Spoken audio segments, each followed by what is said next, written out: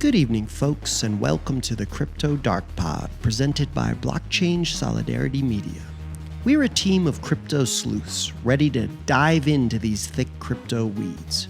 We are not afraid to expose the darkness and deceptions that run rampant in crypto. From government and corporate tyranny to the scammy scammers and celebrity influencers, the Crypto Dark Pod team is more than ready to explore all the systematic and psychological tactics, the tricks and misdirection deployed on this new blockchain technology that makes prey of everyday people on the regular. We must be informed and vigilant. Together, we can learn to defend ourselves from these scamming hijackers, which is why we at the Crypto Dark Pod invite you to join us on our exploration into the dark sides of the blockchain. Go get your flashlight. You can spot a dangerous dog by his growl, and you can spot an enemy by catching his scowl. You can put your guard up, be ready to fight. But what if adversaries hide in plain sight? Hideous hackers don't look too scary. Instead, in fact, they're very ordinary. Imagine a dog all bite and no bark. Hideous hackers hiding in the dark. Especially in Web3, it's a new frontier. New risks and rewards, lots to love and to fear. There's room for a builder to build an empire. Hours and hours and hours is all it will require. You feel like a lion, surveying your domain. You must protect your pride. This much is plain, but the web is an ocean. Be wary of the shark. Hideous hackers hiding in the dark. Hideous hackers, hacking, attacking. Good at what they do, though their morals may be lacking. Whether smart as a whip or sharp as a tack, you can find yourself the victim of... Welcome back to Crypto Dark Pod, everybody. We're back again with my co-host, Pudding. Pudding, how are you, my friend? Yeah, very good. Feeling relaxed. Ready for another pod. You're 2 weeks away on holiday on a boat around water, around like just all sorts of goodness, and now you've stepped back into the darkness on this pod. Are you ready? Yeah. Are you ready for that after 2 weeks of lightheartedness? I am a beacon of light in the stormy sea right now. There we go. A brilliant flash night that sparked up to the tens, ready to bounce into the darkness here. And great, so welcome back, buddy. Good to have us back again. We're joined this week, folks, by what you'll see on Twitter handle as Hideous Hackers. His name is Jim, and we welcome him in. We've been talking for a few weeks now, and we've seen the great work that they do. They're basically a community that tries to bring voices together to take down the bad hackers and scammers out there together, sharing tips, sharing stories, and selling some NFTs on the way to sort of fund that effort and get education out there about it. Jim, how are you? Where are you in the world? Good to have you with us. Hey, thanks, Alex, and hello, Pudding. No pressure with that beacon of light. I'm going to do my best to bring it on my side here. Nice. No problem. Yeah, I am. I come to you from the Atlanta, Georgia market in the US of A. And last week I visited New York City for a couple of days and had a chance to meet a bunch of NFT and Web3 people in real life. And that was super cool. That kind of recharged me, to be honest. So it was really cool to meet people in person there. Yeah, I was going to ask, because I do speak to a lot of people who have spoke to each other in digital spaces for so long, and then they often meet up in a conference, and it's the first time they've met each other, and it's just the most bizarre experience in the world for them, but it's wonderful nonetheless. So you had a good time, you had good fun with these people then, up in New York there? Yeah, it was really good time. And honestly, it felt like I knew these people when I met them. They were very familiar. It was like meeting an old friend. But I will tell you that we did like a live Twitter space with a couple of them. And we were in a car and doing a live Twitter space. And I'm watching this guy next to me talk in the Twitter space. And I'm just cracking up laughing because it's so weird to like look at him while we're in a Twitter space, watching him and seeing his mouth move. I was like, it was surreal, but Yeah, it's crazy, isn't it? Because like when you're on a Twitter space, all you see is a person's profile pic, and it can be some sort of weird Web3 one as well. Like yours is hideous hackers, and then Right. sitting beside you must be sort of strange. So Yeah. let's get into this, because our audio, like, why we having Jim on, people are probably wondering, like, it sort of speaks for itself. We on this pod, we like to jump into the scams, the dystopias, everything that's dark in crypto. And I think up until this moment, we've dived into case studies, we've looked at CBDCs, some of them more sort of you know conceptual stuff on one end and the case studies on the other. But we always kind of wanted to bring it down to earth and have sort of just human stories of shared experiences. And Pudding's shared some of those experiences before. I have less so, because I haven't happily yet been on the dark end of these things personally, but we always wanted to get across these sort of messages and communications to our audience, who are a mixture of newbies and people who are in crypto, because we can all get scammed, can't we, Pudding? We've said that before. Like, everyone can be victimized here, isn't that right? Absolutely. Yeah. I mean, I don't think anybody's, not, you can maybe have your guard up, but Yeah. it's getting more and more sophisticated, these scams. Yeah, Jim, would you agree? Would you say, like, it's from your experience, and we'll get into your background in a second, but would you say it's just for newbies, and even for people that are in crypto for even a while, like, this is a game of cat and mouse, and it's always trying to stay one. Can you even stay ahead of the hackers, the bad hackers, the hideous hackers? Right on. I will, I'll have a lot to say about that as we go on. But Yeah. we're all early adopters, and honestly, I don't think the scams are getting necessarily more sophisticated. But I feel like the scams are just, it's like fresh meat for the scammers. Okay, Right. it's Yeah. like new technology, and so as early adopters, anytime there's new technology, you've got challenges that the builders face dealing with the new technology, the artists, the investors, and just regular collectors and fans of the art, and people are just trying to have fun with the technology. I mean, so there's new terms and there's new things, but it's really just it's just like a new playground went up, and they're the people who are scamming just have like they're just redeploying their old techniques, in my opinion. Let's be. I suppose I'm not overly surprised with that. I'm guessing you aren't either, Pudding, because if there's anything you've said over the last few weeks is there's almost one thing guaranteed in crypto scams, is that the scammers never get caught. So if you're never getting caught, why would you need to change your game? You just come back with the same game, right? Yeah. Yeah. I mean, go ahead. Yeah, totally. Like the links have changed, right? Where but it's still social engineering, it's still trickery, it's still people trying to deceive you to make decisions that, if you understood what was really happening, you would never make. And so whether that's in the good old days, somebody would go into town, and they'd be a shyster, and they would try to con everybody in the town. Then there was the printing press, and so people would print things and that weren't necessarily true, and they would try to trick people with what they've written and people have read, and get them to do something, right? And now there's text messages and direct messages and Twitter streams and all that, right? So it's just it's the same old snake oil. If you're not getting caught, why redeploy? Why have any more sophisticated snake oil than you need? And that says to me that they're not getting caught, so they're not changing their game, and there's not enough education out there for us to make them have to change their game. So they're just picking off fresh meat, and that suggests that there's just fresh amount of us that aren't educated enough yet on this. Let's get into your background, Jim, get to know you a little bit. Tell us what you can about your background.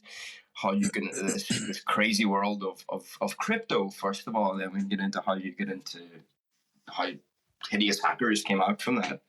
Yeah, sure. So, I've always, I followed Bitcoin for the first 5 or 6 years or whatever it was. And then around 2017, I started buying my first Bitcoin and Ethereum.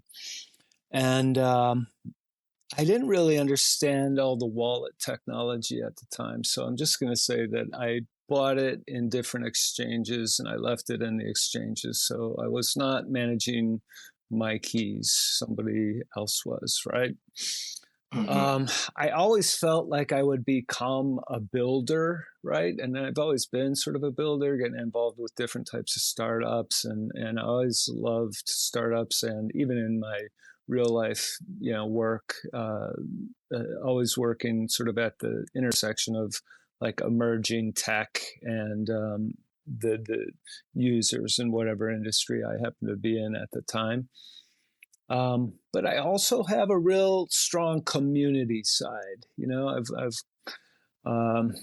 And I'd say community and like compassion, right? I have a bachelor's degree of social work, and Okay. So that's kind of my foundation. I'm a uniter. I like to bring people and projects together. My experiences are informed by some of the more tragic things that I think a lot of us have dealt with, on their crypto journeys. And those tragic experiences are the things that I'm hoping that we can help people avoid by making them recognizable before people, sort of get affected by the dark side of crypto, if you will. Well, I have to say, even at this, just on that point, like, I think it is. I think you're right that people who have been in crypto for quite a long time have probably, went through the ringer on more than one occasion. As in some of the things that you've said, exchanges or whatever, Buckcoin's putting there probably more so than me, is he's been in it longer than I. But I can definitely say from my own experience that those who have been through the ringer and want to stay in crypto and give something back and have that compassion is few and far between. Most people just sort of maybe pull into themselves and just protect me and my own and not want to give anything back. So just wanted to say that's respect there for you.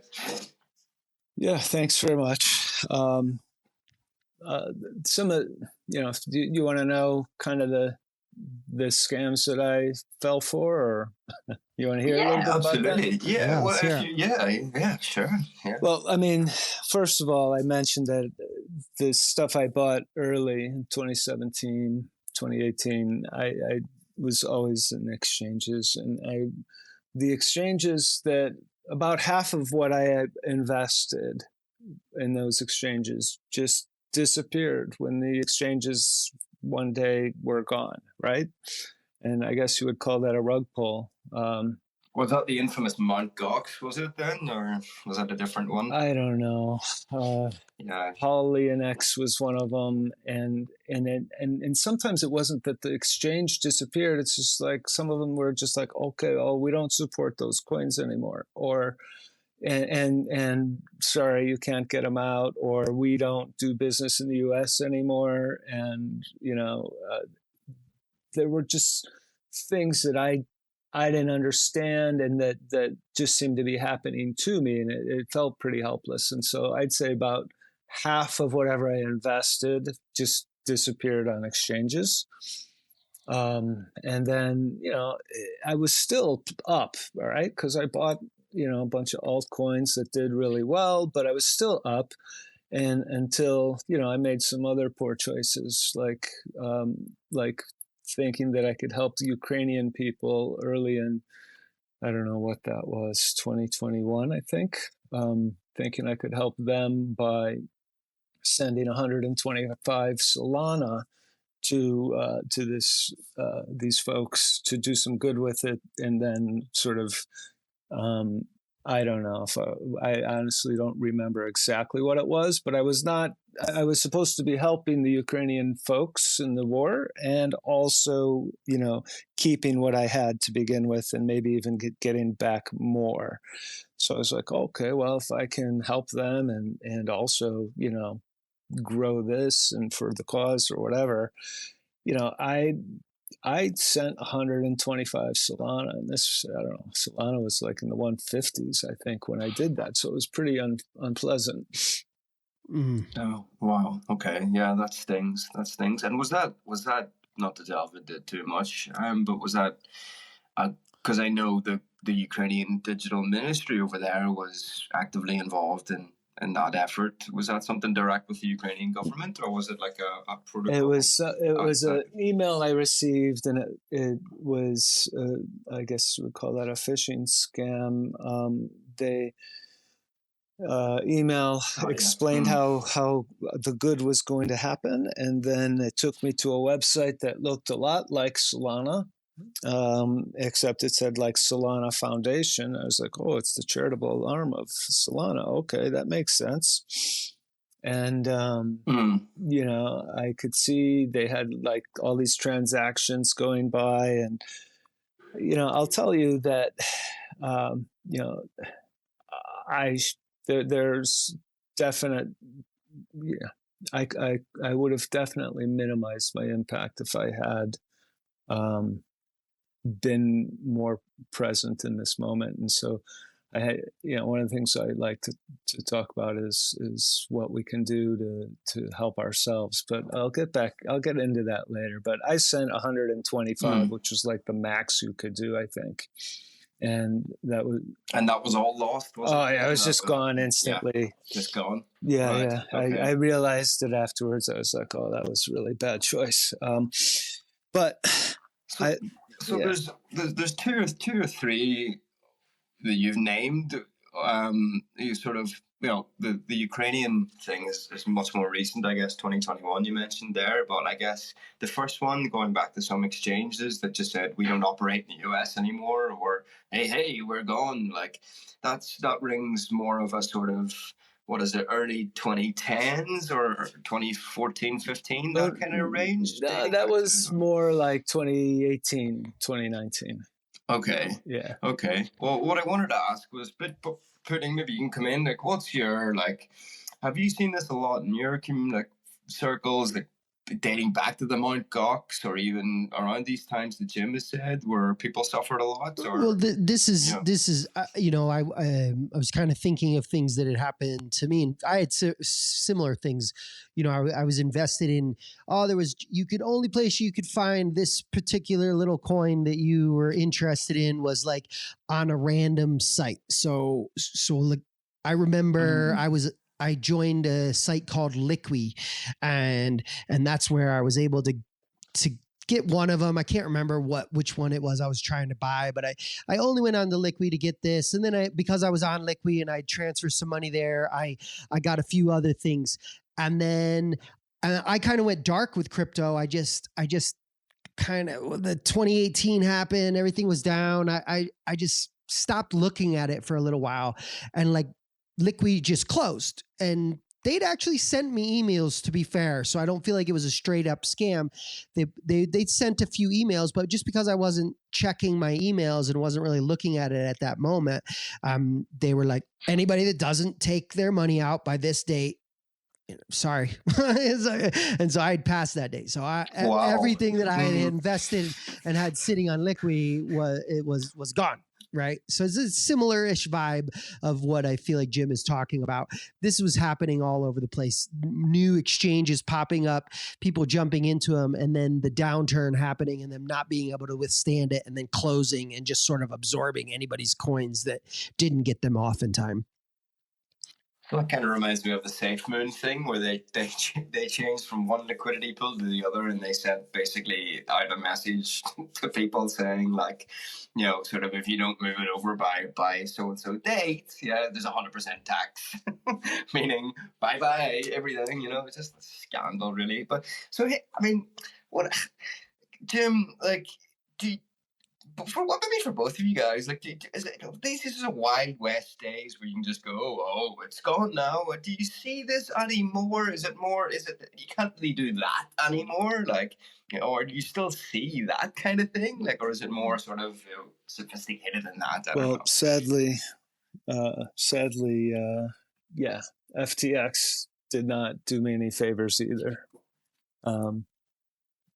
Burned by FTX as well. Yeah. Okay.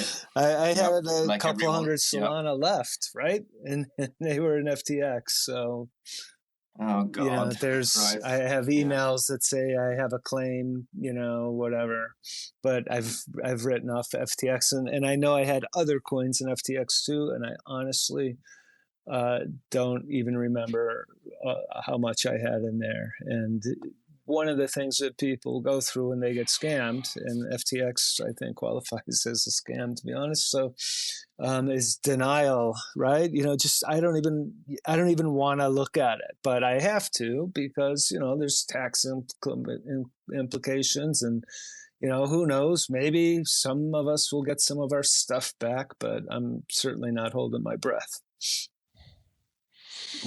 Yeah, just definitely not on that one. I mean, this is one of these places, for me, I think that continues every downturn. You got new people coming in, and each downturn you're going to see situations like this where people get liquidated or get the exchange goes bankrupt, or it's an FTX scenario. I think this is where some of these statements that we hear really come into play. Not your keys, not your coins, these type of things. So I think for me, when the Liqui thing happened and when a handful of these things happened, rather than feeling wronged, even though it did feel wrong, I think I really took a step back and was just like, personal responsibility. I need to make good choices. I need to not make myself vulnerable to these places.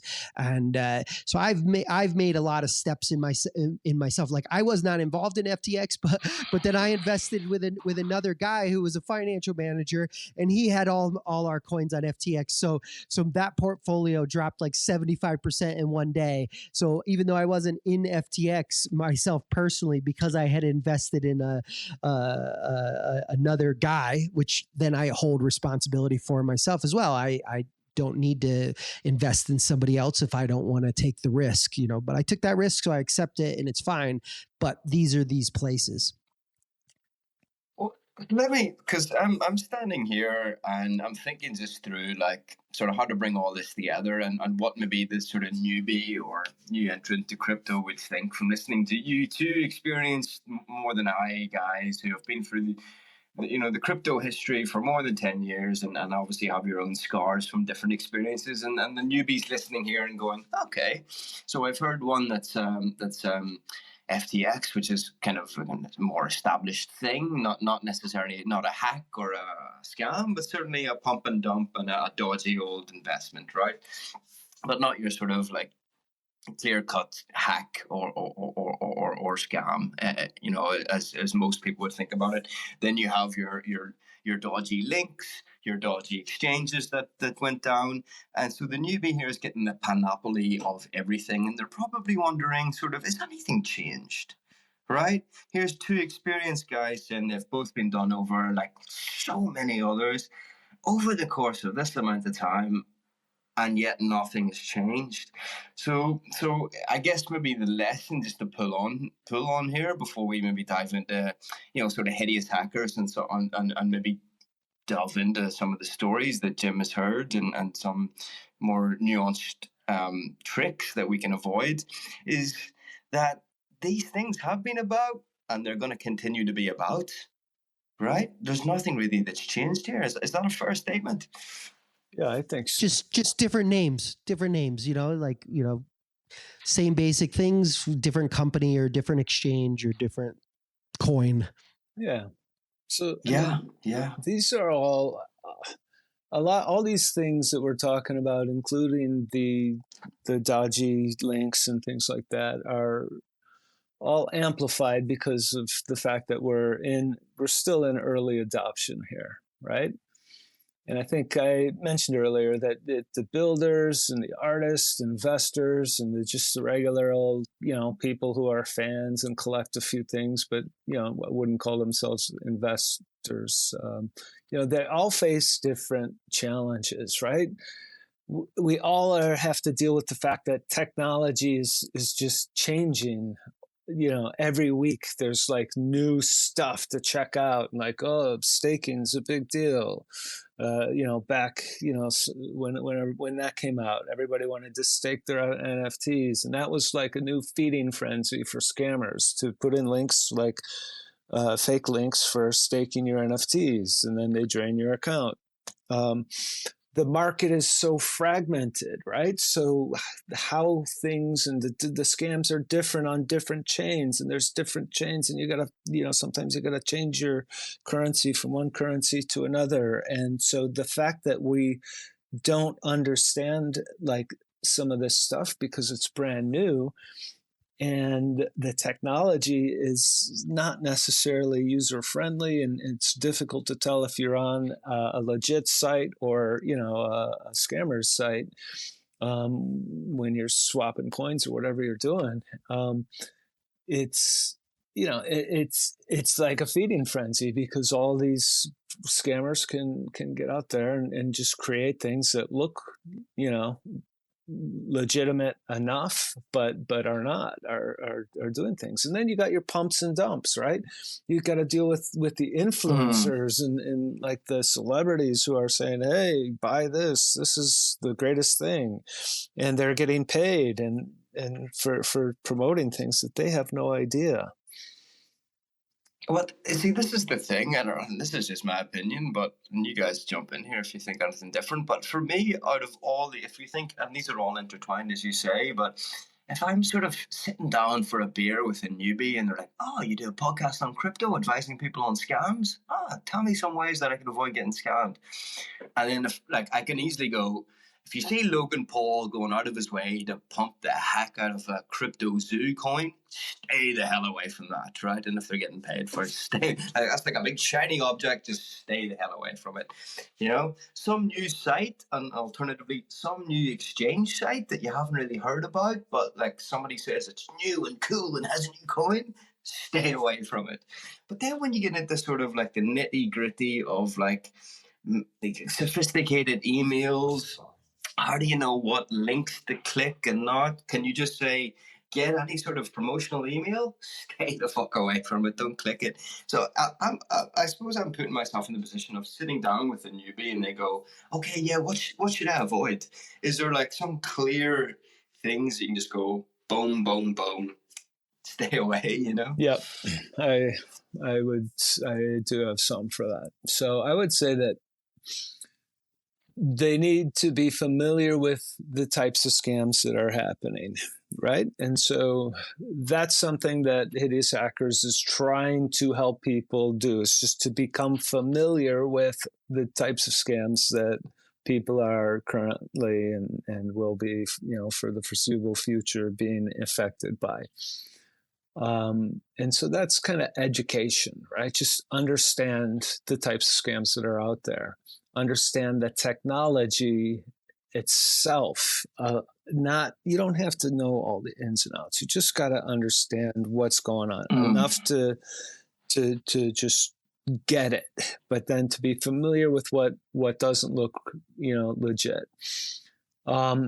Surround yourself with guys like Alex, right, and myself and Pudding and all these. Surround yourself with people who have some familiarity and some experience if you're just getting into it, and develop like your own circle of trust and support. So like, if you get something or you get excited about something and you're thinking, okay, well, this seems really cool, take it to somebody who's been here, and make sure you're in a community and have like a support system of people who right? Not people who volunteer to help you, but people who who can help you and say, oh yeah, no, that has got all the classic signs of a scam. Please don't do that.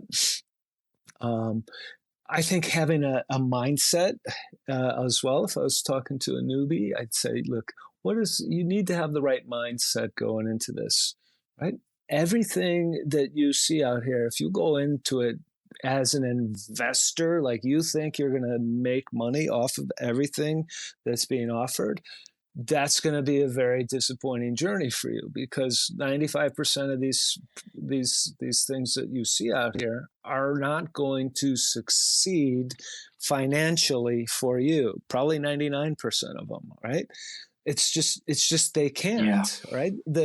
Even if we were in just like a normal, like non-Web3 environment, like 90% of all startups eventually just kind of fail and don't have, are not financially successful.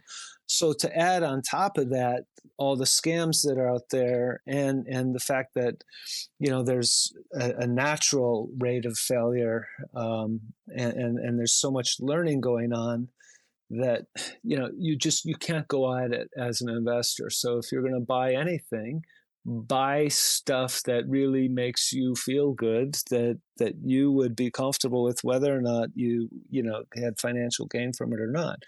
Buy something that you feel like, okay, these people are doing tangible good things that you support. The people who are in this community are cool, and I enjoy, vibing with them, and I get some value from that. Or I just think this art is really sick, right? I want to look at that and I want to say that I own it. Okay. So just to take a step back and maybe bring that all together for everyone, like sort of, and that's really good advice, to sort of, if you see something shiny or something that doesn't look right, your first port of call is to surround yourself with, even if you don't have it yet, try and find it of people you trust, that you can at least that you trust anyway, to sort of share what's happening and what you've been advised on, and just get a second opinion. Preferably some people who you know and trust, who know this stuff anyway, but certainly people you trust, not people who like volunteer their advice, because they're probably hackers too, maybe, or at the risk of being.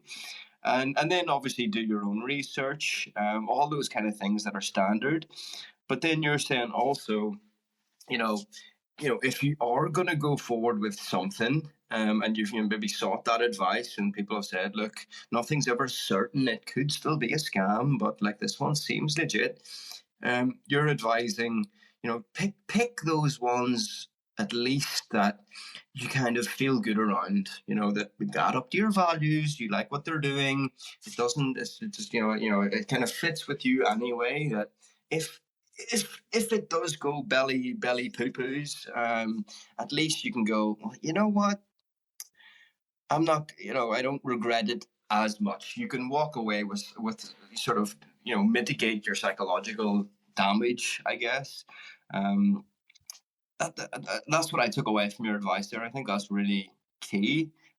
Is that a good summary, Jim? Yeah. And I would just add to that, don't go all in on anything, right? Don't invest more than's necessary. There's some, you don't need to own 100 of anything, right? As far as like NFT collections go, don't, just don't, right? And don't put it all in. Don't put the kids. Yeah, and don't be afraid to take profit. If you're like, okay, gosh, geez, I bought a couple of these and it's gone up, maybe sell one and then just leave the other one there. And if it goes up more, great. If not, yeah, I was going to add that is like another kind of rule of thumb would be to, get in and get out, or at least get a portion out, get in. If you go onto an exchange and it's a weird exchange, do that and then move the things off, or at least move a portion of the things off. Don't leave like everything there, or don't like feel like this whole concept of diamond hands and hodling. Yeah, maybe not so much. Maybe like diamond hands 10%. Yeah, exactly. Yeah, I would be much better off if I had followed that advice in the beginning, for sure. Yeah, well, I think most most everybody could probably say that. Jim, I wanted to get step back a little bit as well, because now that we've maybe sort of put our listeners into a bit more of a comfort seat with, you know, our experiences and some sort of really key sort of general advice, I want to step back and dive into the one experience that you told before we came on air that led you to develop this community of hideous hackers. Because, you know, it's one thing to give sort of general advice to folks, but I think to create a community and really dive into some key education, listening to other folks, you know, who've also experienced more nuanced things is really important. So, do you mind telling us sort of what was the thing?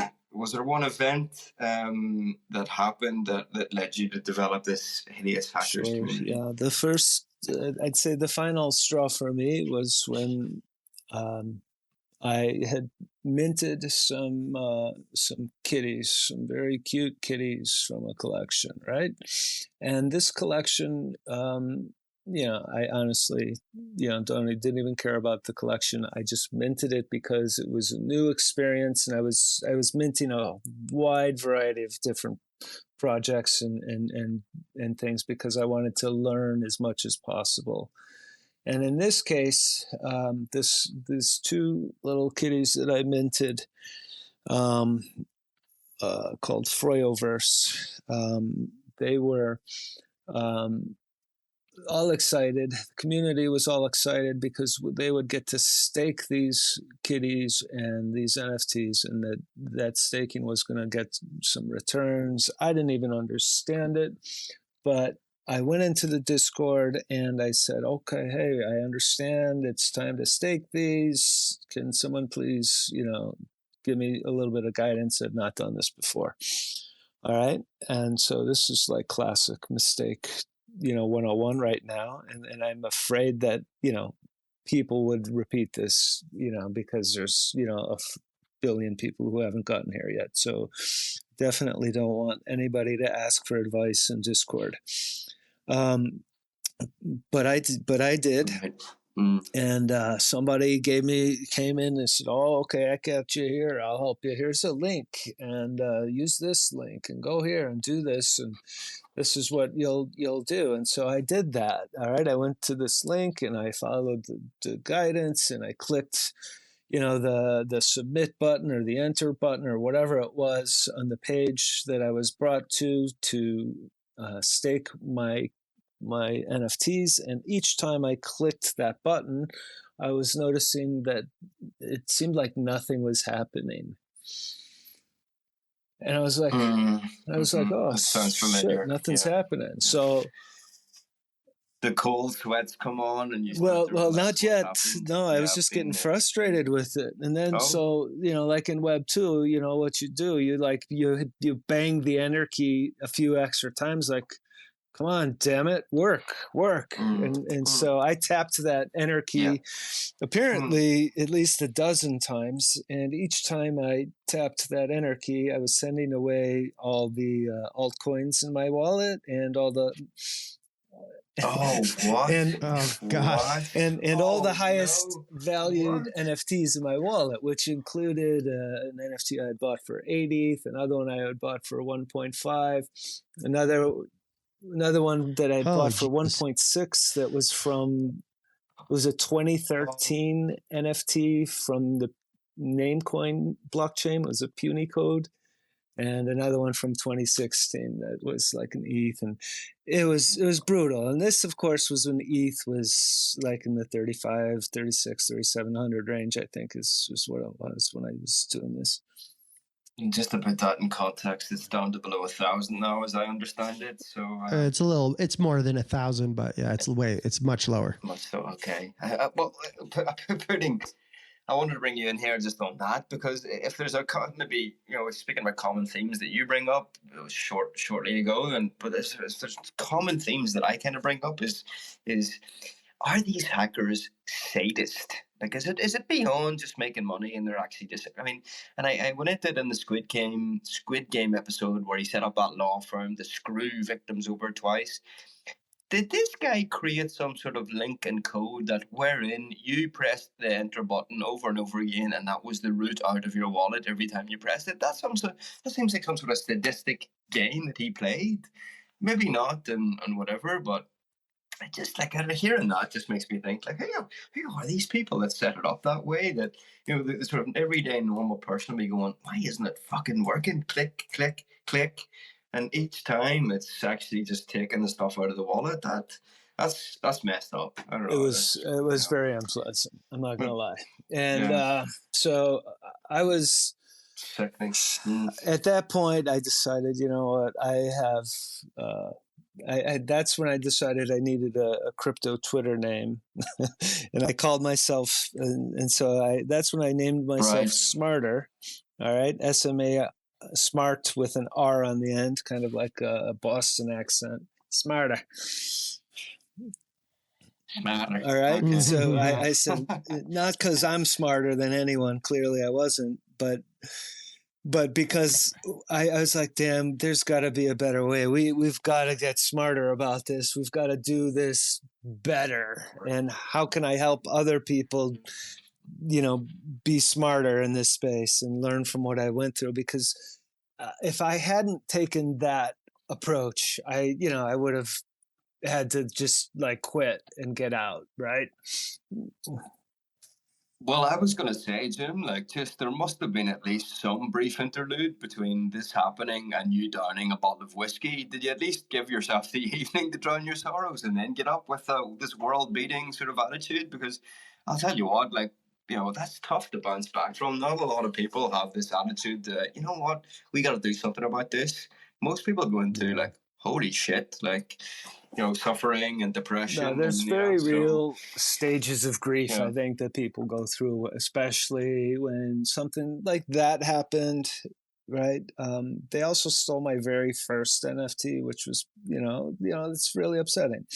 But there's grief you go through. Yeah. And so for 3 days, I was in like the first stage of grief, denial. And I couldn't even open my wallet.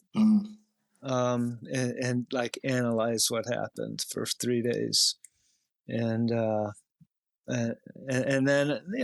it's a long story, so I'll kind of whip through it. But so the bottom line is, eventually I figured out, what had happened and what was gone, and I did my own research at that point of like the wallets that it went into and the current status. I reported the NFTs stolen to NFT or to OpenSea, and I still go visit my stolen NFTs in Purgatory periodically. They haven't been stolen or resold. I'm sorry. They're still sitting in the same wallets of which they were.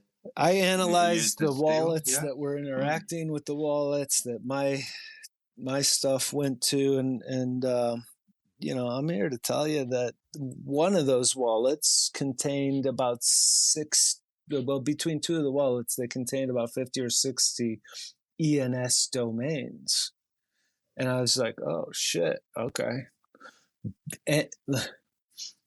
What is that meaning? That so the hacker had done this. He had stolen. These were all like random domain names. Okay, like people's name, like Bob's NFTs or whatever. It was like personal. It was people's personal or business sounding, domain ENS domains, and. This was probably turning your head, Pudding, because your thing is that these guys never get caught. And here in this blockchain age, you can actually visit your stolen goods, see them, and do nothing about it. It's like rubbing it into you. This trips me out, like in the sense of like, what's the purpose? Like, so what? I don't get it. Like, what did he do it for if he didn't sell it? It actually confuses me a little bit. Well, he's hodling it for more value over time, you'd assume. But can he sell it? I mean, somebody can buy it. He could sell it, but he wouldn't be able to sell it on OpenSea. And the coins that the altcoins and the ETH that he stole, he can certainly spend that. And I was paying enormous amounts of gas for every transaction too, by the way, with the ETH that I had in my account. So when he was stealing it, I was paying the gas for that too. So. No, it's just sickening. Like, there's just nothing done against these guys, and the crypto community haven't done anything to help the victim. How did you take this then, and sort of, after the stages that you were talking through there? How long did it take you to get around and go, you know what? I had to turn it around pretty quick, and because otherwise I would have slipped into like that depression that that I probably should have gone into, but I didn't. But it doesn't mean it doesn't still hurt. I mean, it still hurts to talk about it. It's super, super upsetting. Sure. What I didn't tell you is that I actually was able to do some analysis, and about every 2 weeks I went into a rabbit hole for like 2 hours, about every 2 weeks. I'd go down this rabbit hole and research, to see if I could figure out who this guy was. And I'm going to tell you that I know his name. I have his driver's license number. I have his social security number. I have 2 phone numbers of his. And, that information hasn't helped me. Wow. But definitely anybody listening to this in the Houston area who, wants to, get involved, let me know. Wow. So he's a guy from America he in Houston. In the Houston Dare area. I ask, not to delve into too much, but dare I ask, was this sort of just from sort of armchair sleuthing through the internet and a sort of active passion to track down this guy that you were able to use just sort of armchair amateur skills, and you were for the most part I was able to get him through armchair active sleuthing, and I did have a little help from a friend when I got to the point where I had a name and a birth date, which then somebody with some access to some more data was able to pull back a little more detail on the guy. So 2 questions which I'm keen to ask. I'm sure the audience are dying for me to pull the trigger and ask is how confident are you that it is him, and why didn't you go and find him in real life? I'm still holding up hope that I can, get my NFTs back. All but one of them looks like I could still recover. I did text message the fella, some really amicable text, maybe laced with a little tiny bit of sarcasm. But I did message him for a while, and he never responded. But I do know that he had an iPhone, because I could see that my text messages were being received and delivered and all that. Eventually, he either blocked me or turned off, got rid of that phone. Did he find out did he get a sense that it was you and what had happened? I mean, the nature of my inquiries were such that I was, asking if he might want to come clean and just send me back my shit. Got it. Right. Yeah. But I was actually pretty cordial about the whole thing. And, I might have remained cordial, if he had sent everything. But, this is quite a unique story, Pudding. I wasn't expecting this to work. That to be quite honest, like, I think maybe Jim would have to almost this episode in and of itself. It's turned into sort of a guy got scammed and found his hacker. I mean, so does that happen? I mean, this comes back to this story that we keep talking about. Is just like, well, there's nothing to do. So you find all the information. It's like you look at all these hacks. What are you supposed to do? What is Jim supposed to do? Yeah. So like the cops laugh at you. You know, like it's just we're in this weird catch-22. Screwed if you do, screwed if you don't. Like, I mean, you go out of your way, and 1 in a million chances you find the guy that took your NFTs on the blockchain, and you find him, and you can't do anything about it. I mean, that is double the pain. I mean, that's a kick in the fucking chin if I've ever seen one. Imagine going to the police too, you know, sort of, this guy stole my fucking crypto kitties. The police down in fucking Boston or Atlanta, whatever the hell it is, Houston, would be like, he stole your what? Do you want to meet? Stole your crypto? What? You know, it's just not going to happen. That's good for a backroom laugh. Oh, take a look at the guy over in this room. Yeah, something about his lost crypto kitty. Yeah, something right. Lost his well, kitty. you know, I will say that I do have 2 cards I haven't played yet with it. And one of them is like one of these guys from like one of those 3-letter acronym agencies, right?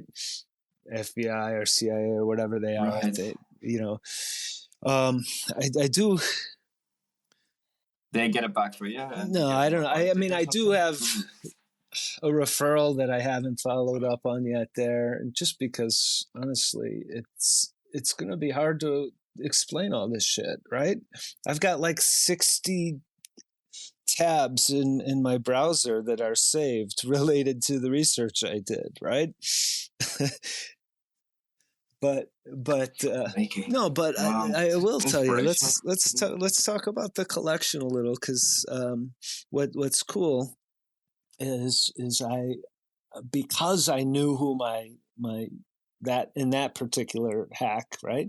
Because I knew who it was, there are traits that are direct references to my hacker. In the hideous hackers collection, there are traits that are direct references to my hacker.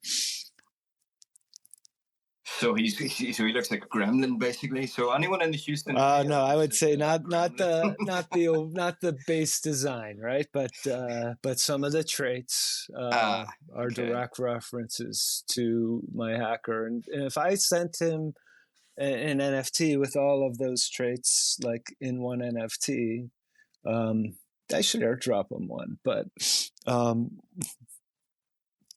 this just gets more interesting, and as it unravels. No, you've taken the hacker's identity and put traits in your own NFTs that you then sell to put back into the effort to prevent this happening. This is.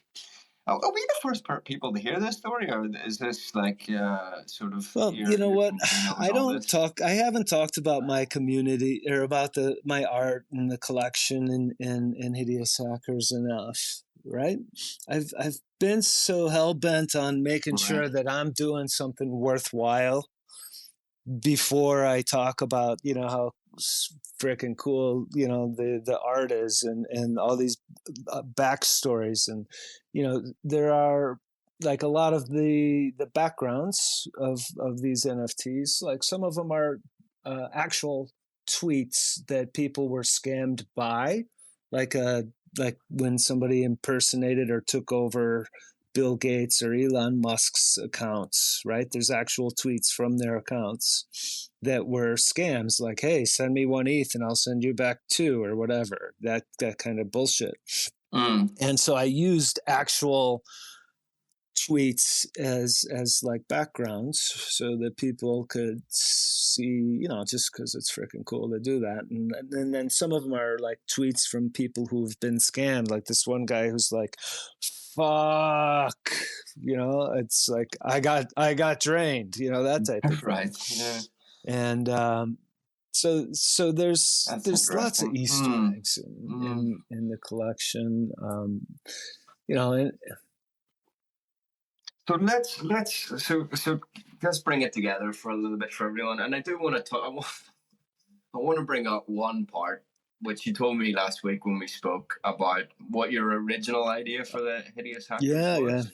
When the straw that broke the camel's back. Sure. When I one idea for this art. When I called my friend, I was like, "Hey, look, I want to start an NFT collection, and I want to call it Die Hacker Die."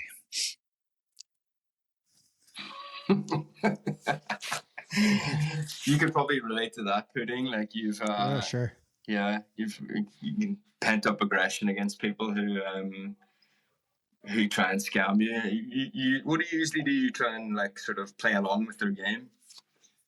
Oh yeah, I whether I should do it or not, I always feel like if they're wasting their time with me and I'm aware they're a hacker, at least they're wasting time with somebody who like knows what's up, and I don't ever click any links, but I'll lead them on and make them waste their time with me. So I think everyone, all of our listeners listening to this, will definitely feel that Die Hacker Die. So why so that, I mean, and what was that going to look like? What was that art going to look like? Originally, I wanted these. It was Die Hacker Die, and I had like visions of our current collection is animated, by the way, and so the current animations of the current the actual collection that we ended up with, their faces melt kind of poltergeist style, and then they turn into a skull and the nose cracks and falls off, and so it's super cool, but it's a little more PG friendly, if you know what I mean. The Die Hacker Die collection, I was envisioning like arrows and leeches and sharks and drownings. Like my favorite was going to be like a basement filling that gets flooded, and somebody who lives in one of these guys who lives in their parents' basement, they got drowned because the basement flooded, and so it was good. It was a little darker, right? And it was a little too dark for my artist friend Ralph, who developed the collection, because he develops a lot of children's IP and whatnot. But we landed on Hideous Hackers, and I love it. I think it's perfect. It's just got a nice ring, and the other problem with Die Hacker Die is that there's so many great hackers out there, right? And there are so many good hackers, and without them, we wouldn't have the innovation and the people, they've got to develop. They're developing the tools that are helping to, combat and protect us from some of these scams and sort of to interfere, right, to create a layer of protection for us and all that. So maybe it could be like a Die Scammer Die mini collection or something. Yeah, if I had chosen a different word, it would have been okay. But maybe this is when we had that call last week. I immediately got onto our pod team and was like, spoke to a guy who didn't end up pursuing this sort of darker opportunity in the arts, and maybe we could on this pod, like, because our icon for the pod is like a cat, so we could have this detective cat who shines his light on the sort of darkness, a sort of like detective cat or whatever, if you like, and maybe he's coming up in the mom's basement behind the guy, the scammer, he's on the computer like laughing, head tilted back, laughing at the sort of scamming the working class people out there, and Mr. Cat is just coming with an AK-47 or something. I don't know.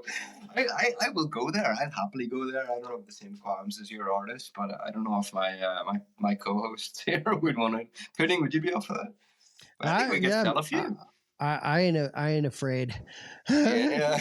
I mean, you get creative with it. You go after Charles Schwab and the sort of our politicians. I don't know. I think that could definitely fund this pod and give people a stake. And you could have it that they own it with us, and when it rises in value, they get a stake back. And also maybe it's something worth pursuing. But back to Hideous.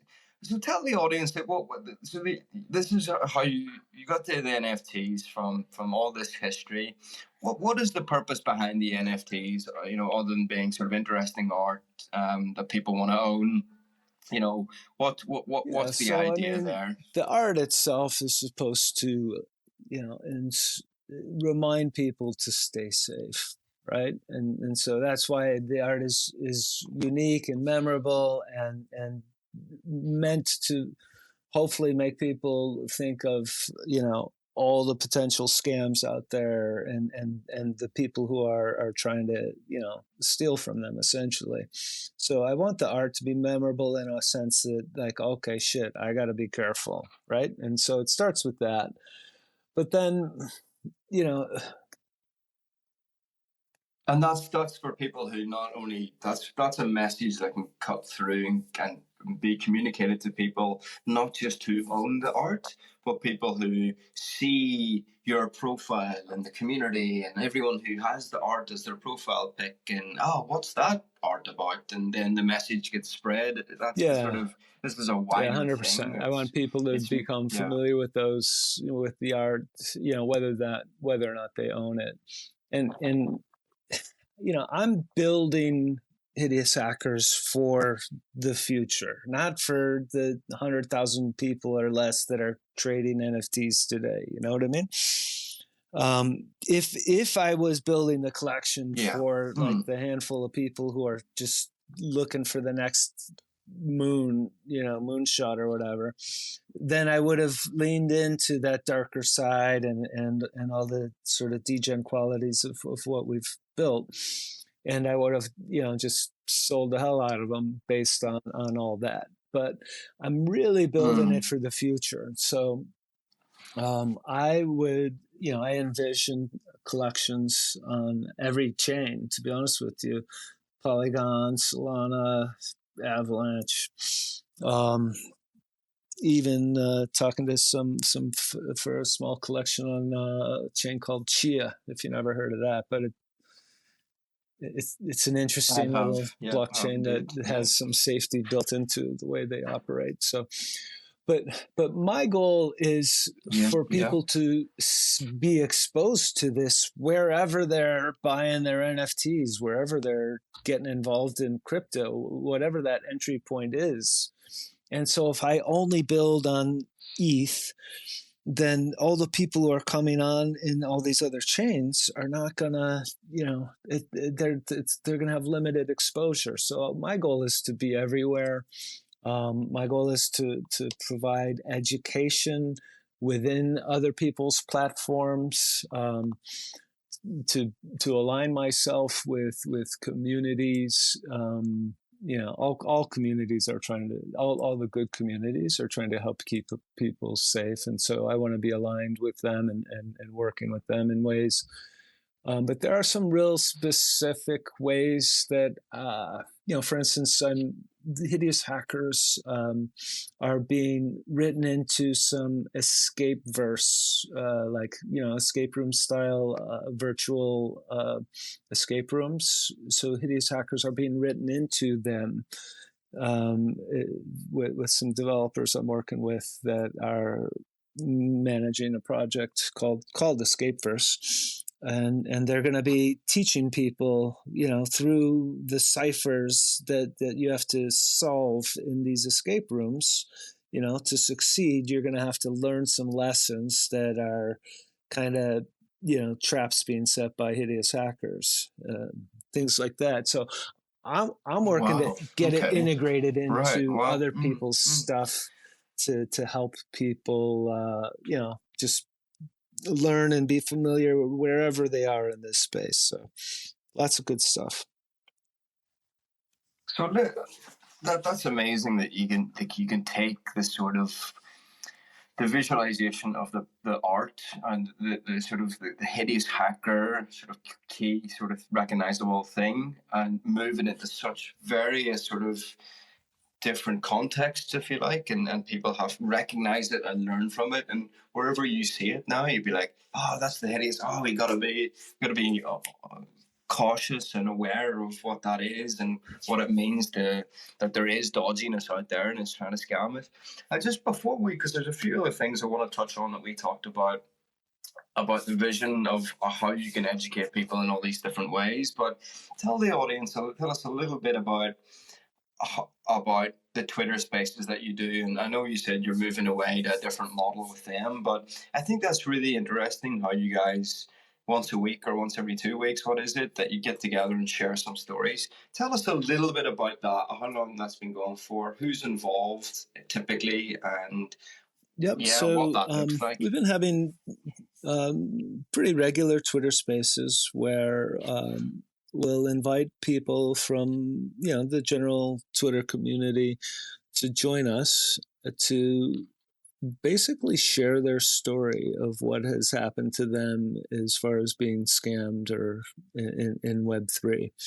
And sometimes we get stories of people that tell I was nearly scammed, right? And so those are good stories because that means they learned something, and they stopped short of actually falling for a scam, but they recognized it. And we've even had some stories told that are outside of Web3, but those lessons are parallel. So the point of these Twitter spaces is to invite people in to share any story that has happened to them that was they were scammed by, and to share it in their own voice, their own perspective. And we like to know how, what they were thinking when that happened to them, how they're feeling about it now, kind of their journey of what they went through emotionally and all that. Because there's a couple of reasons why we want to do that. One is because I think that it's, and this gets back to my social work roots, right? My core education is, I want to help people. Yeah. And so I think that by people sharing their stories, that it's helping the person who's sharing that story first and foremost. They're in some way, everyone has reported back that it really felt different and felt good to share this in front of a group, and to know that people are going to learn from that, because you never know who's in that audience who's gonna relate to that particular story and how it was told and that particular lesson. And it could be 10 minutes later, or it could be a year later, somebody's in their wall and they're like, oh shit, I remember that dude in that Twitter space who got scammed by this. This looks just like it. Yeah. And so we will so I really like this. Yeah, that's great. Yeah. It's those emotional stories that stay with you, and it's being heard that stays with you. You know what I mean? Rather than just reading an article on. It really does resonate, and every story matters. I mean, whether it's the artist in Bulgaria who was working for a year to earn half an ETH. And suddenly their wallet got drained and they lost, their NFTs and they lost their half a ETH that they had worked so hard to earn for a year, right? That's brutal. That is absolutely brutal. But then there's, someone else who shared who literally lost $1 million early in their crypto career, but the impact of that to them was less than the artist who lost half an ETH, because it's just all relative. Right. But we can learn from every single story that is told, and my goal is to synthesize the lessons kind of in that space a little bit, and kind of pull out the key learnings. And okay, here's where we might have wanted to, if we had this technology installed in our browser, we probably wouldn't have, this wouldn't have happened. Or, if we had been a little more attentive to, this process of that you've gone through, knowing what we know now, here's where, you probably should have ended that whole process, like delete the email or whatever it was that brought them down that path. Yeah, don't click on the link in Discord, or just be very cautious. Yeah, so we'll usually get sort of like really a practical steps, one or two practical points from each lesson that people can take away, and as a thank you, I everybody who shares a story is invited to visit a gallery that we've got in Spatial, where there's some artists and communities that have NFTs available, for people who have shared their story but have stuck around to help others and to stay in the space. And so I've got a few artists and communities that have offered those. And I'm also developing I'm also sort of developing my own inventory of project related NFTs. Like we've got our own, Hideous Hackers rap anthem, I'll call it, right?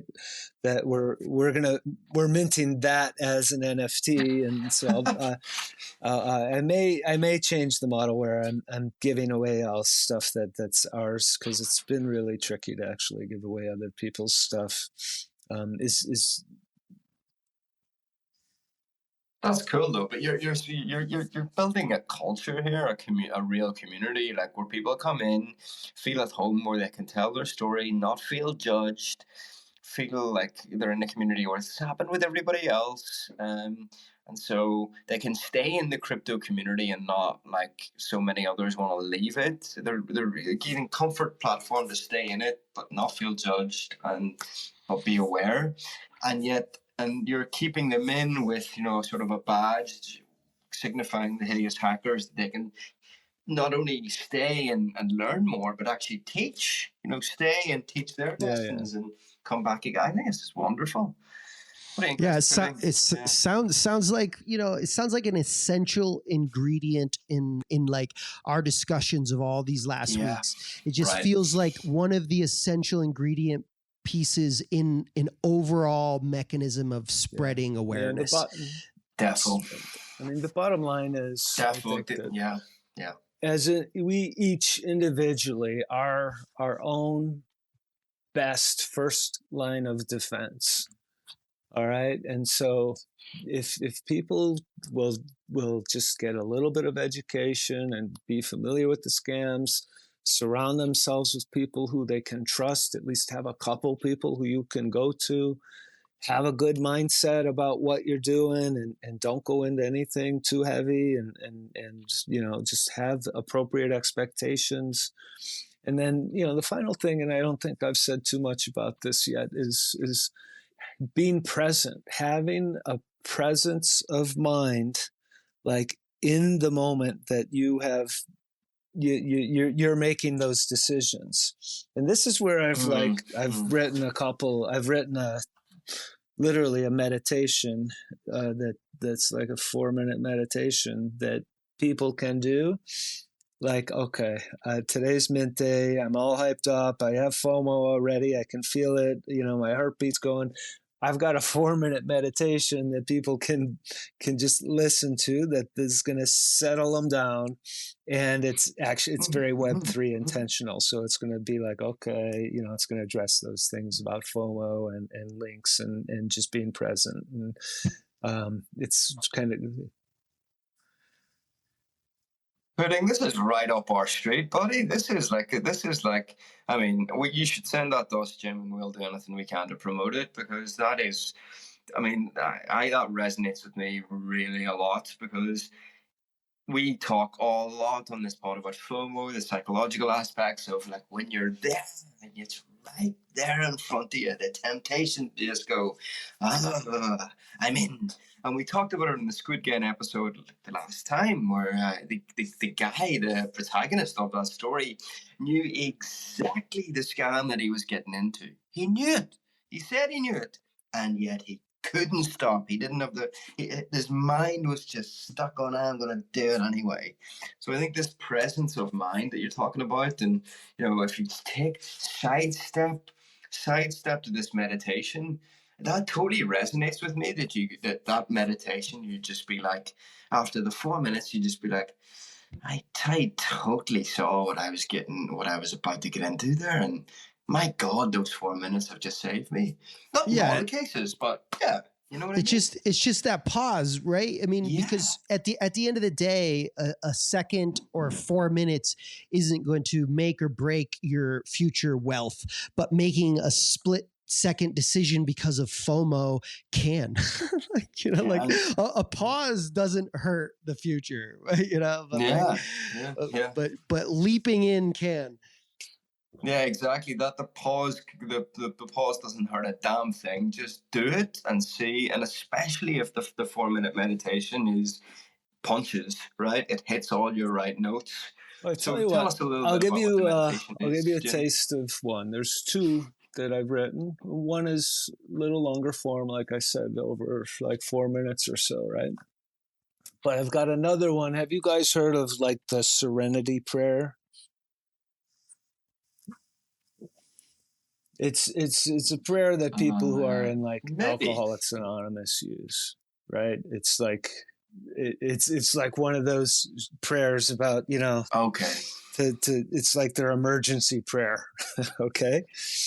And so I've this has sort of the same cadence as that, but I've rewritten it for like universal mindfulness for Web3 safety. And it goes like this, and I've left out references to God. People can insert those as they wish, right? But please grant me presence of mind to accept things I cannot control on the blockchain.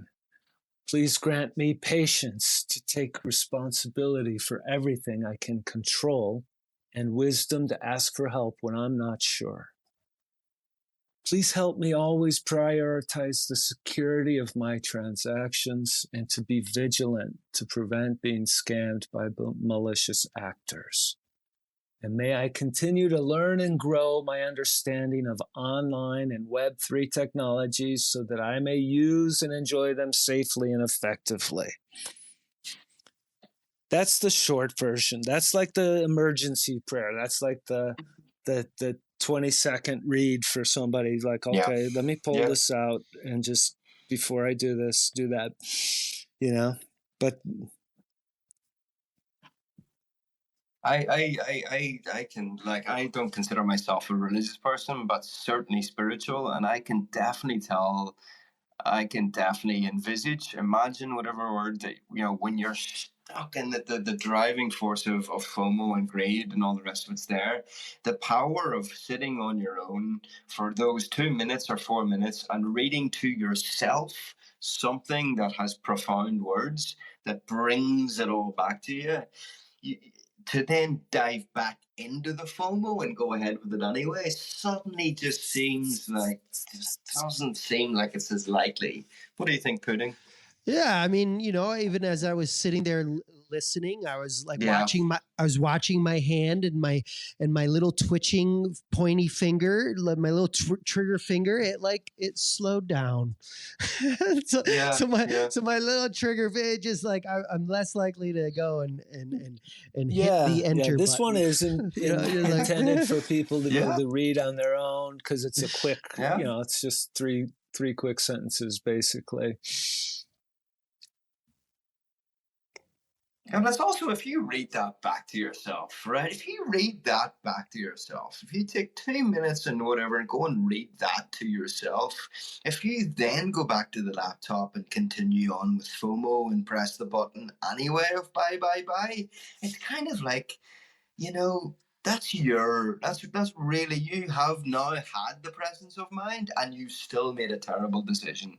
Do you see what I mean? It brings the self-responsibility a hell of a lot more to the fore. And then if you still go back, it's really, really, really on you, because I think the temptation, not temptation, but a lot of people think about, like, how much are we in control when it comes to FOMO and pressing the buy button and all the rest of it. But if you've had this profound presence of mind moment and then still go back to the laptop and go, yeah, fuck it, buy, it's kind of like, there's just an element of responsibility there that you've sort of you bypassed for yourself. Do you see what I mean? Yeah, it's definitely, you might have a problem. Yeah, because it's a profound moment. Tell us, let's end on just a couple more things about what's coming up for Hideous Hackers. And I think, like, for folks listening, for newbies or folks who are already in the crypto sphere who follow us, who might be listening to some of these lessons, want to get involved with Hideous Hackers, love what you're doing, or some people who may be listening who want to support what you do, want to have a bit of money behind them. If they're out there, like, what's coming up for Hideous Hackers that those kind of folks can currently can reach you guys, can support you guys? You can mint a Hideous Hackers NFT at hideoushackers.com. And these are the ETH NFTs that will always be like the OG collection. And so it's not something I've been promoting a lot, right? So I do get mints periodically, and it's humbling, and I'm excited when people feel like they want to be a part of the community. I've had a ton of offers for people who want to help me blow up my community and all that, and I'm like, no, I'm sorry, it's just not how I roll. All these promoters, right? And so I've shied away from every single one of them. Yeah. I do, you know what? I do play with them a little bit. Those guys, yeah. Oh, yeah. Yeah.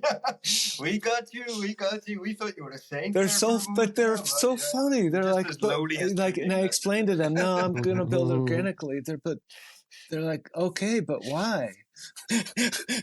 And it's just like, oh my gosh, they just, they want that $40 for like blowing up my tweets or something. I'm like, really? Because they'll probably do 10 of those a day, and that's or 400. It'd probably outform it to someone. But I can't. I can't do that. I want people to be attracted to what I'm doing, and if you think it's worthwhile, for the love of God, please go to hideoushackers.com and mint one of these NFTs, because there's so much going on, right? You asked what's going on. I told you I'm trying to weave Hideous Hackers IP into all kinds of different scenarios where they can do good, where they can bring attention. There's, if I could drop a tiny bit of alpha, there's a really good chance that Hideous Hackers IP in one form or another is going to be in, a Hollywood produced movie with a. Tell us more. Tell us a little bit more about this. Then, no, I can't tell you any more about this, so I won't tell you any more about that. A little bit about that. But it's super exciting that sort of thing is happening, and I'm there's other people who are creating educational content for Web3. The IP that Hideous Hackers is being woven into some of that educational content that's going to help people on board. I'm doing all this stuff because I want people who own a Hideous Hackers to be able to go everywhere and be like, oh shit, I own one of those. That's me, that's mine, and. And there's an element of pride there, and like these guys do awesome work, and they're Yeah. really So some teaching of it's like just these cool key shit, lessons, right? and I'm And some part of of it's this. going to be Yeah, really yeah, useful shit. yeah. I'm trying to do a balance of both, but I promise you that I'm building all that up front and got all these things in motion. But it's it's the kind of stuff people usually talk about after they mint. Okay, hey, what are we going to do? And I'm trying to do all that like before I go on a big marketing push. But I will tell you also that I had mentioned multiple chains. I'm going to be launching in the next 2 months a Polygon collection, and the price point will be much lower, and it'll be an interesting like engage to level up. There's going to be a lot of leveling up of the NFTs and a lot of engagement built into the platform that I'm minting on, and it's going to help spread awareness about Web3 safety and scams and how to avoid scams and what that. Where hopefully it will spread a ton of awareness about how to stay safe, and will be a different price point. So I would suspect anybody who owns an ETH will definitely want one of these because the price point will be a little easier on the wallet and less gas, of course. But again, the ETH collection's not going anywhere. It's always going to be the OG collection, and so yeah, Awesome. There you go. So for everyone out there who spent a lot of money on this sort of shallow speculative nonsense with no real purpose behind it, here you're buying uh, NFTs with an actual proper use, with a really great use to sort of fund educational efforts to prevent these kind of cycles of hacks and hackers that get away with it and screwing over everyday people. Like, what sort of better cause does the crypto community need right now, and what can give NFTs a sort of better, much better sort of impression to an impression for NFTs that has just been so dark and so shitty. Pudding, if you're not left, do you want to ask or say?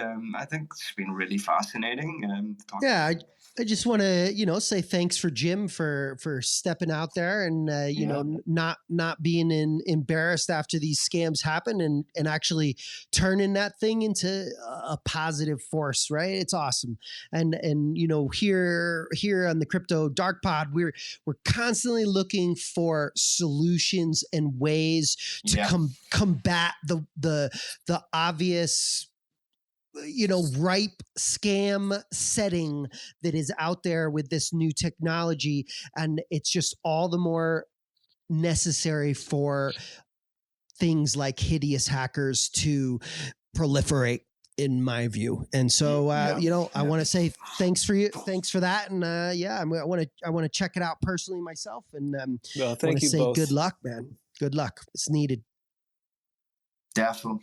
Such needed, and we'll do everything we can to keep track and keep sharing it as much as we can and spreading the word about it. And the more people, the merrier that join our community and yours. And we work in tandem when we can. And I think we'd love to have you back on when some of these other projects that you're speaking of sort of develop out, and we can talk about how they're going. But this is just such key work. And anyone out there, last thing I'll say is anyone out there who, we've just talked about how, if you want to join Jim's community, how you can, all the ways you can get involved. Maybe you want to create some educational content, you're really good at spreading the message, contact them, do whatever. Maybe there's just different ways that you maybe can help Jim and his community. Just get in touch. I'm sure you can have a conversation about what you can do. But also, to a lot of our listeners who have been scammed, also jump into their community, also jump into our community. There's lots of people out there who want to support you. There's lots of lessons to prevent this shit happening in the first place. There's good people out there in the crypto community who have had these things happen and have had good lessons from it and want to help people like you who are new to crypto or whatever and not let it happen to you. So there's good people out there. Get in touch and don't be disheartened by everything bad that you see in crypto, and don't think that there's not people to help. So get involved, get stuck in, and this is a big, wonderful community, and there's a lot of people with heart out there. So Jim, thank you very much. It's been a pleasure to talk to you. Thank you so much for your time. What last thing we always do when we end is just try to end on a down-to-earth note. What have you got yourself going in Atlanta, Georgia, down there? And is it nice weather down there? Yeah, nice early evening there? here. It's probably coming up to the it's the afternoon. perfect time of year in Atlanta. If you ever want to visit Atlanta, and mid-April, end of April, May is always the perfect time. Beautiful. I've never been there. Buckcoins, you're putting. You're American. Have you been to Atlanta? Oh yeah, yeah. Landed a couple times in the airport. Had visited some friends. Have kind of like been in the skirt regions more so. Yeah, Beautiful. but it's great spot. Great part of the world. Well, Jim, thanks again, and I hope everyone enjoyed listening to that, and we'll stay in touch. Cheers Jim, to you both, and yeah, thanks for seeing something good in what again. we're doing here. I appreciate it. Our pleasure. All right, thanks everybody for listening, and take care. Adios. Adios. Ciao.